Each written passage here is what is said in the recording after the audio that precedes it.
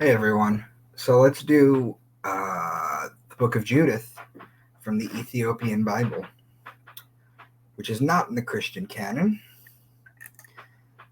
So let's do the astrotheology in it. Aries is the ram. And in Aries, you have March 21st, which is the spring equinox. It's a 12-hour day and a 12-hour night. It's also the Passover, or the passing over of the sun over the equator, and back on its way to its height in the summer solstice. In Christianity, the passing over is changed and it's called the resurrection of God's Son. And then you also have the Jewish Passover, which is when the angel of death passes over all the Jewish households, or all the Egyptian households.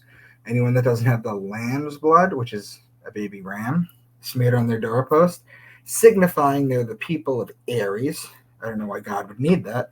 But anyway, signifying that they're the people of Aries, whereas the Egyptians are the people of Taurus.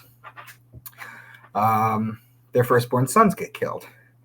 So, whenever you hear ram, lamb, shepherd, or ram's horn, that's Aries.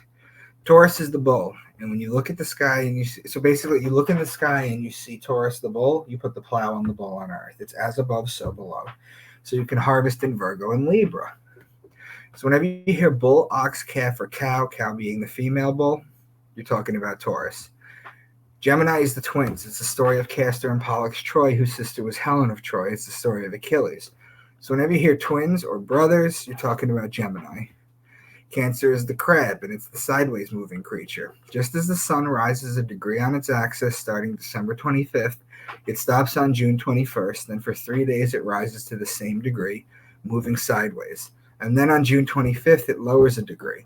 The crab was in the ancient Egyptians' times was known as the scarab. So whenever you hear crab or beetle, you're talking about Cancer. Leo is the king, the lion, the king of the jungle.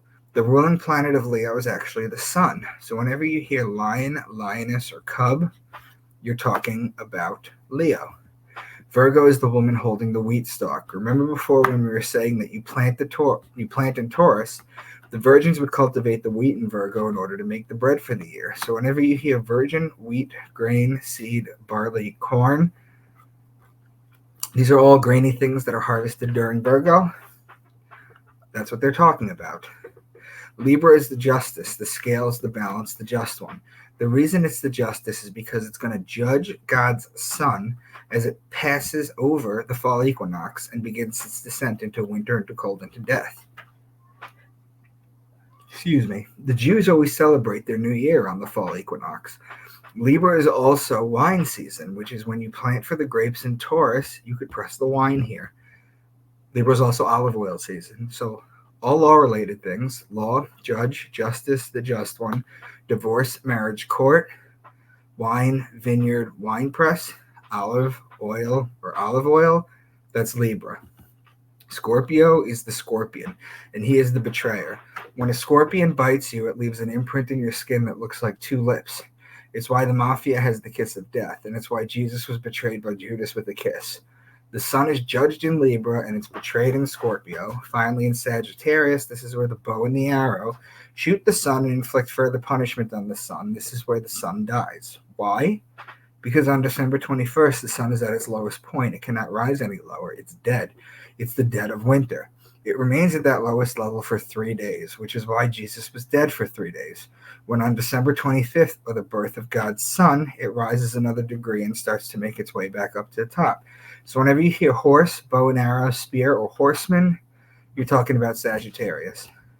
Then you have Capricorn, who's the goat because he likes to climb the mountain. And if you look at the zodiac wheel on the right, Capricorn's at the bottom.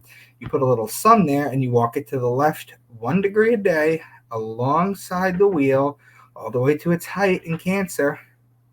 It starts to climb up the great mountain in Capricorn, just like the goat. Aquarius is the sign of the man. Aquarius is the man with the water pitcher. So whenever you hear keywords like son of man, baptism, because this is how you baptize someone, water pitcher, because again, this is a water pitcher, fountain, because all the Greek fountains were built like this. Stream, river, pond, lake, ocean, sea, water bodies, that's Aquarius. Now, Pisces is the mutable water sign. Pisces is actually a water sign, and it has the 2 fish, so that's easily water, so all the water examples. Aquarius is an air sign, but because there's water in it, they use it to talk about Aquarius. And whether you're talking about Aquarius or Pisces water depends on the patterns you make. So, I had two of these. I'll get rid of that. Let's start.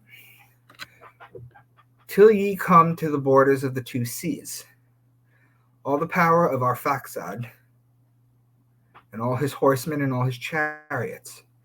The border of the two seas is the firmament of the two water signs, Aquarius and Pisces. Horsemen are Sagittarius, and the chariots is the constellation Auriga, which are in Gemini. So Aquarius and Pisces are connecting signs, obviously, and Sagittarius and Gemini are opposing signs. And the number of horses with their riders, 12,000, and 12,000 archers on horseback. And he took camels and asses for their carriages, a very great number, and sheep and oxen and goats, without the number of their provision. Then he went down to the plain of Damascus in time of the wheat harvest. So, the horses with the rider, that's Sagittarius, and then camels is Camelopardalis, which is in Gemini. The ass is Salus Borealis, the donkey, in Cancer. And the sheep is Aries. And the oxen is Taurus. And the goats is Capricorn. Now check this out. Then he went down to the plain of Damascus in the time of the wheat harvest. Well, the wheat harvest is Virgo. But if you take if you take the camels, that's Gemini, the asses, that's Cancer, those connect. Now, from Gemini to the left, you have the oxen. So that's 3 signs in a row. And then you have the sheep. That's 4 signs in a row. So Aries, Taurus, Gemini, and Cancer. They're talking about 4 signs in a row here. And of all the fields of wheat that he might gather together all the carriages of his army, the wheat is Virgo, and the carriages are Auriga, which is in Gemini. Virgo and Gemini are 2 of the 4 mutable signs. And 12,000 horsemen beside the baggage, and they camped in the valley near unto Bethlehem by the fountain, and their tents and carriages were pitched to a very great multitude, chariots and horsemen. The horsemen are Sagittarius, the fountain is Aquarius, the chariot is Auriga, which is in Gemini. Sagittarius and Gemini are opposing signs. And Manassas was her husband of the tribe, and kindred who died in the barley harvest, men servants and maid servants and cattle. Neither is he as the son of man. When he kept the sheep of Laban, his mother's brother, the barley harvest is in Virgo. The men servants are Aquarius, the sign of the man. The maid servants are Virgo, the sign of the woman. The cattle is Taurus. The son of man is Aquarius again. The sheep is Aries, and the brothers are Gemini. Aries, Taurus, and Gemini are 3 signs in a row. So always with the patterns, guys. And polluted her virginity, and thy judgments are in thy foreknowledge. They are exalted with horse and man. They trust in shield and spear and bow and sling. The virgin is Virgo. The judgment is Libra. The horse and man and the bow are Sagittarius. Virgo and Libra are connecting signs. Then finally we have, but also the beast of the fields of the cattle, and are resolved to spend the first fruits of the tenths of wine and oil, and thou shalt drive them as sheep, that shall have no shepherd, and a dog shall not so much as open his mouth at thee. The cattle is Taurus. The wine and oil, the grapes and olives, are Libra. The sheep is Aries. The dog is Canis Major, which is in Cancer. Aries and Taurus are connecting signs. Aries and Libra are opposing signs.